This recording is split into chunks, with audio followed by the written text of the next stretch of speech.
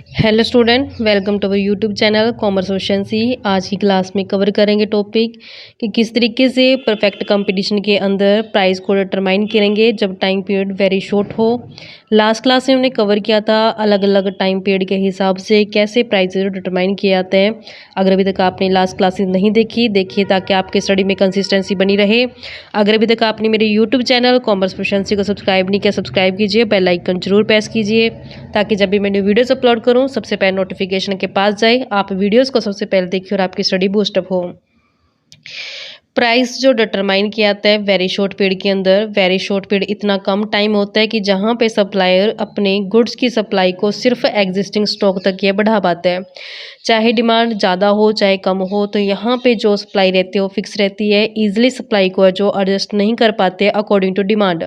तो यहाँ पे जो प्राइस डिटरमाइन किया जाता है इंडस्ट्री द्वारा मार्केट फोर्सेस यानी कि डिमांड और सप्लाई के बेस पे, तो उस प्राइस को क्या नाम दिया गया? Market price.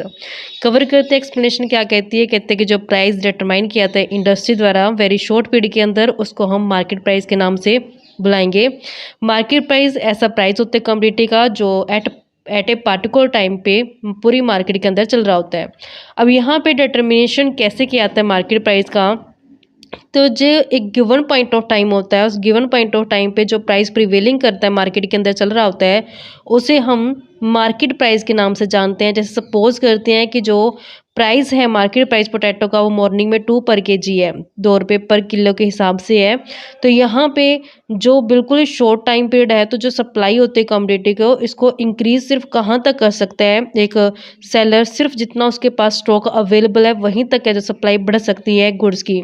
Very short period में जो प्राइस होता है वो इन्फ्लुएंस होता है डिमांड से, यानी कि डिमांड का ज़्यादा इफेक्ट देखने को मिलेगा एज कम्पेयर टू सप्लाई, क्योंकि सप्लाई है जो वो कॉन्स्टेंट रहती है। डिमांड के ही बढ़ने या कम होने से प्राइस है जो अफेक्ट होगा। अगर डिमांड डिक्रीज हो जाती है, यानी अगर डिमांड इंक्रीज हो जाएगी तो प्राइस इंक्रीज हो जाएगा, अगर डिमांड डिक्रीज हो जाएगी तो प्राइस भी क्या हो जाएगा? डिक्रीज हो जाएगा। तो यहाँ पे हम कवर करेंगे इस केस में 2 टाइप के गुड्स को कवर करके चलेंगे कि पेरिशेबल गुड्स के केस में क्या रिजल्ट रहेगा और ड्यूरेबल गुड्स के केस में क्या रहेगा। पेरिशेबल गुड्स वो होती हैं जो बिल्कुल ही जल्दी ख़राब हो जाती हैं, जैसे सब्जियां हो गई हैं, दूध हो गया। तो ये जल्दी ख़राब होने वाली वस्तुएं जो होती हैं उसको पेरिशेबल गुड्स बोलते हैं। ड्यूरेबल गुड्स वो होते हैं जिनको कुछ लंबे टाइम तक स्टोर किया जा सकता है और उसको बाद में जो इस्तेमाल किया जा सकता है। पेरिशेबल गुड जो होती हैं जो बिल्कुल ही जल्दी ख़राब हो जाती हैं, जैसे फ्रेश वेजिटेबल्स हो गया, मिल्क हो गया, ग्रेप्स हो गया। तो यहाँ पे जो फैशन जल्दी आउट ऑफ फैशन हो जाता है, यानी कि जो जल्दी मतलब कि ट्रेंड में नहीं रहता फैशन, तो उसको भी हम पेरिशेबल गुड्स के केस में रखते हैं। जैसे फैशनेबल क्लॉथ हो गए हैं, शूज़ हो गए हैं। तो यहाँ पे जो ये पेरिशेबल गुड्स होते हैं गिवन पॉइंट ऑफ टाइम पे इनकी जो सप्लाई होती है वो फिक्स रहती है। It is perfect in elastic, यानी कि सप्लाई को कोई भी चेंज नहीं कर पाते। अगर डिमांड बढ़ जाती है तो सप्लाई को हम नहीं बढ़ा पाते एकदम से। अगर डिमांड कम हो जाती है तो एकदम से सप्लाई भी है जो नहीं कम कर पाएंगे। इसी कारण से जो डिमांड होती है यहाँ बिल्कुल मेन रोल प्ले करती है प्राइस को डिटरमाइन करने के लिए। प्राइस बढ़ जाता है जैसे ही डिमांड बढ़ जाएगी, प्राइस कम हो जाएगा जैसे डिमांड है जो कम हो जाएगी। तो यहाँ पे इसको एक डायग्राम की हेल्प से समझते हैं। अब हम डायग्रामेटिकली इस रिलेशन को समझने की कोशिश करते हैं। तो ये हमारे पास है ओ वाई एक्सिस, यहाँ ले लेते हैं हम ओ एक्स एक्सिस को।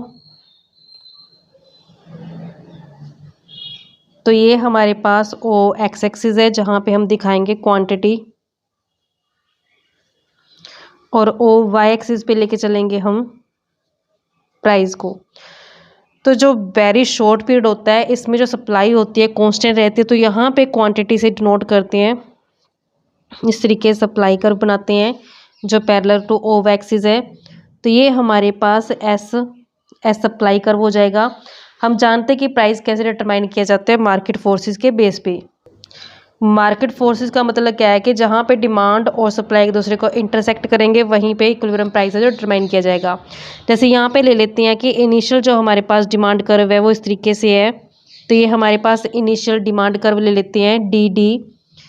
तो जो इंटरसेक्शन पॉइंट है डिमांड और सप्लाई का, ये डिमांड कर्व है सप्लाई, तो यहाँ पे कट करते तो हमारे पास इक्विलिब्रियम यहीं पे आ गया। तो हमारे पास जो इक्विलिब्रियम प्राइस आएगा वो रहेगा ये पी ले लेते हैं। अब वेरी शॉर्ट पीरियड है, सप्लाई रहेगी कांस्टेंट। अगर मान लेते हैं कि डिमांड बढ़ गई है, अब यहाँ पे जैसे डिमांड बढ़ गई है, डिमांड बढ़ के अपवर्ड शिफ्ट हो गई है, तो जब ये डिमांड बढ़ के अपवर्ड शिफ्ट हो गया, सप्लाई में कोई चेंज नहीं आया, तो ये डिमांड बढ़ के D1 हो चुकी है। तो रिजल्ट क्या रहा कि इंटरसेक्शन पॉइंट कहाँ चला गया, यहाँ पे, तो नया इक्विलिब्रियम पॉइंट आ गया यहाँ। तो रिजल्ट हमें देखने को मिला कि प्राइस क्या हो गया, बढ़ गया। पहले प्राइस यहाँ था, प्राइस कितना हो गया, P1 हो गया। यानी कि वेरी शॉर्ट पीरियड के अंदर सप्लाई कांस्टेंट थी, जैसे ही डिमांड बढ़ी तो डिमांड बढ़ने से हमारे पास प्राइस भी क्या हो गया, बढ़ गया। अगर इसके अपोजिट बात की जाए, अगर मान लेते कि डिमांड क्या हो गया, कम हो गई है, अगर डिमांड कम हो गई है, डाउनवर्ड शिफ्ट कर गई है, इस तरीके से ये D2 हमारे पास नया डिमांड कर्व आ गया। इंटरसेक्शन पॉइंट इसका यहाँ पे आ जाएगा। तो जब हमने देखा कि जब डिमांड कम होगी तो प्राइस भी क्या हो चुका है, यहाँ से डाउन जा चुका है। यानी कि अब वेरी शॉर्ट पीरियड के अंदर जो डिमांड होती है वो डोमिनेंट रोल प्ले करती है प्राइस को डिटरमाइन करने के लिए। अगर डिमांड बढ़ गई तो प्राइस भी बढ़ गया, अगर डिमांड कम तो प्राइस भी क्या हो गया, कम हो गया। नेक्स्ट गुड्स आती है हमारे पास ड्यूरेबल गुड्स। ड्यूरेबल गुड्स वो गुड्स होते हैं जिनको स्टोर किया जा सकता है लंबे टाइम तक, जैसे वीट हो गया, सोप हो गया, ऑयल, टी लीव्स हो गया। तो जो फर्म होती है इस प्रोडक्ट को सेल करते हैं रिजर्व प्राइस के ऊपर। रिजर्व प्राइस वो प्राइस होता है, वो मिनिमम प्राइस होता है जिसके बिलो जाकर के फर्म कभी भी अपने प्रोडक्ट को सेल नहीं करेगी। तो अगर मान लो कि जो प्राइस है वो रिजर्व प्राइस से बिलो हो गया, तो यहाँ पे सेलर है जो अपने गुड्स को सेल करने की बजाय क्या कर लेगा, स्टोर कर लेगा, क्योंकि एट प्रेजेंट तो उसको लॉस होगा अगर रिजर्व प्राइस से बिलो में सेल करता है। इस कारण से इसको अपने गुड्स को स्टोर कर लेगा और वेट करेगा उस टाइम का जब डिमांड बढ़ जाएगी, क्योंकि डिमांड बढ़ने से प्राइस क्या हो जाएगा, अपवर्ड हो जाएगा। तो जैसे प्राइस बढ़ेगा फिर उस टाइम पे जो सेलर क्या करेगा, गुड्स को सप्लाई करेगा। इस कारण जो सप्लाई होती है ड्यूरेबल गुड्स की, वो इंक्रीज और डिक्रीज सिर्फ तब उस लिमिट तक हो सकती है जहां तक उसकी जो क्वांटिटी अवेलेबल है, यानी कि स्टॉक अवेलेबल होता है। यानी कि जो वेरी शॉर्ट पीरियड होता है, इतना कम टाइम होता है कि जो सप्लायर होता है वो गुड्स की सप्लाई को सिर्फ एग्जिस्टिंग स्टॉक तक ही बढ़ा पाते हैं, इससे ज़्यादा नहीं बढ़ा पाएगा। और सेकेंडली ड्यूरेबल गुड्स के केस में क्या होता है कि जो सेलर होता है वो रिजर्व प्राइस से बिलो प्राइस पे कभी भी अपने गुड्स को सेल नहीं करेगा, क्योंकि अगर रिजर्व प्राइस से बिलो प्राइस पे गुड्स को सेल किया था तो यहाँ पे सेलर को लॉस होगा। तो वो वेट करेगा, वो डिमांड के बढ़ने का वेट करेगा, जैसे डिमांड बढ़ेगी प्राइस बढ़ेगा तब अपने गुड्स का जो सेल करेगा। तो यहाँ पे इसको डायग्रामेटिकली समझते हैं। अब हम एग्जाम्पल की हेल्प से समझते हैं इस कंसेप्ट को कि यहाँ पे हमने एक साइड ले लेंगे डिमांड को, एक साइड ले लेंगे सप्लाई को। तो यहाँ पे ले लेते हैं एग्जाम्पल की सप्लाई है राइस की, तो सप्लाई ले लेते हैं, सप्लाई ऑफ राइस को ले लेते हैं, क्विंटल्स में ले लेते हैं, इसकी जो क्वांटिटी है क्विंटल्स में। और नेक्स्ट ले लेते हैं इसका प्राइस है, जो प्राइस पर केजी के हिसाब से ले लेते हैं, पर केजी के हिसाब से रुपीज़ में काउंट करेंगे। सप्लाई के बाद हम ले लेते हैं डिमांड को कि कितनी डिमांड है राइस की। तो यहाँ पे हम ले लेंगे demand of rice in quintals के अंदर इसकी क्वांटिटी ले लेंगे। तो यहाँ पे हम लेट करते हैं कि स्टार्टिंग में जो प्राइस है जिसे हम रिजर्व प्राइस बोलते हैं 5, यानी कि ये मिनिमम प्राइस है जिससे बिलो जा करके एक सप्लायर कभी भी अपनी गुड्स का जो सप्लाई नहीं करेगा। तो यहाँ पे नेक्स्ट इसका प्राइस बढ़ के 5 से 7 हो गया, फिर 9, फिर 11, 13 और 15। तो यहाँ पे एक कंसेप्ट है कि जैसे जैसे प्राइस बढ़ता है ना बच्चों, तो प्राइस के बढ़ने से सप्लायर क्या करता है, सप्लाई को बढ़ा देता है। क्योंकि एक सप्लायर की कोशिश क्या रहती है कि महंगे से महंगे प्राइस पे ज़्यादा से ज़्यादा क्वांटिटी को सेल करे। तो यहाँ पे स्टार्टिंग में जब प्राइस 5 था तो लेट कर लेते कि 5 जो क्विंटल्स को सप्लाई किया गया है, जैसे जैसे प्राइस बढ़ता गया सप्लाई भी क्या होती गई, बढ़ती गई।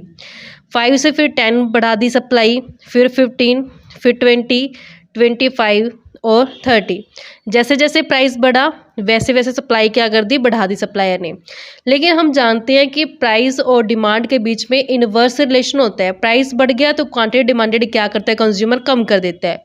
तो यहाँ पे प्राइस के बढ़ने से डिमांड क्या जाती जाएगी, डाउन। 25, देन 20, 15, 10, 5 और 2।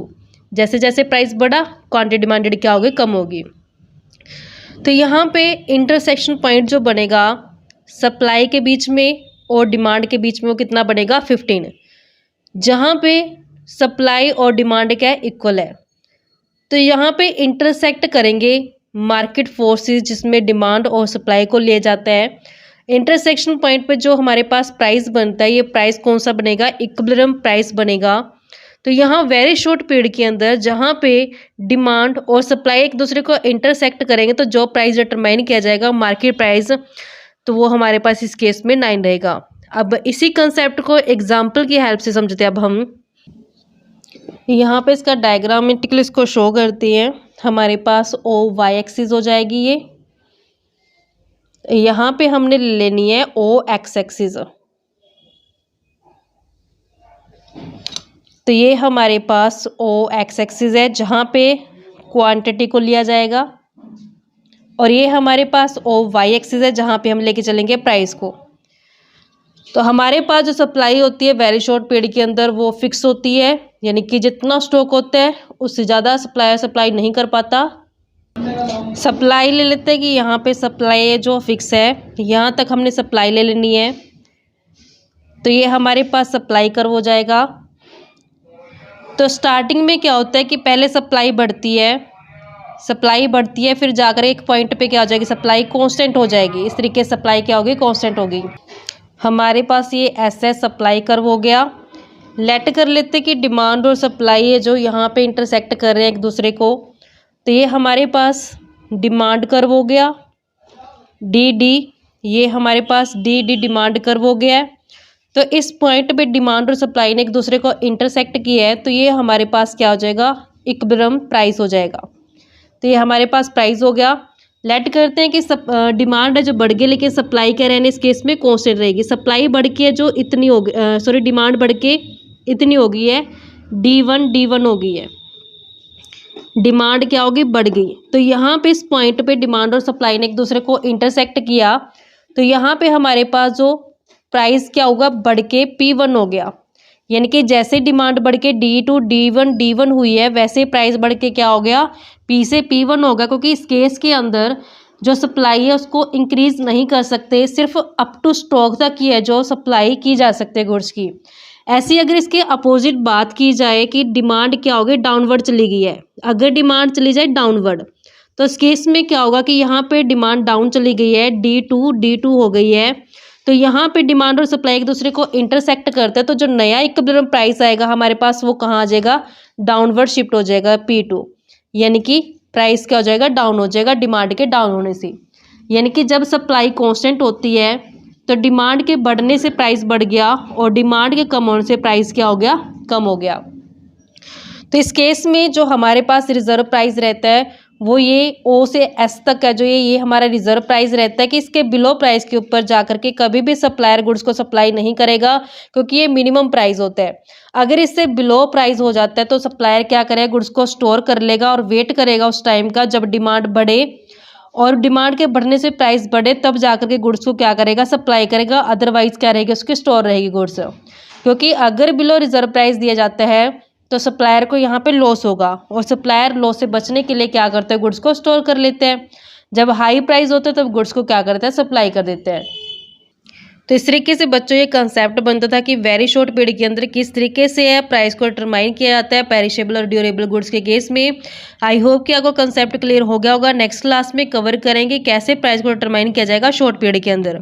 ऐसे ही रेगुलर क्लासेस देखने के लिए आप मेरे यूट्यूब चैनल कॉमर्स एफिशिएंसी को सब्सक्राइब, लाइक और शेयर करें। बेल आइकन जरूर प्रेस करें ताकि जब भी मैं वीडियोस अपलोड करूँ सबसे पहले नोटिफिकेशन के पास जाए, आप वीडियोज़ को सबसे पहले देखें और आपकी स्टडी बूस्टअप हो।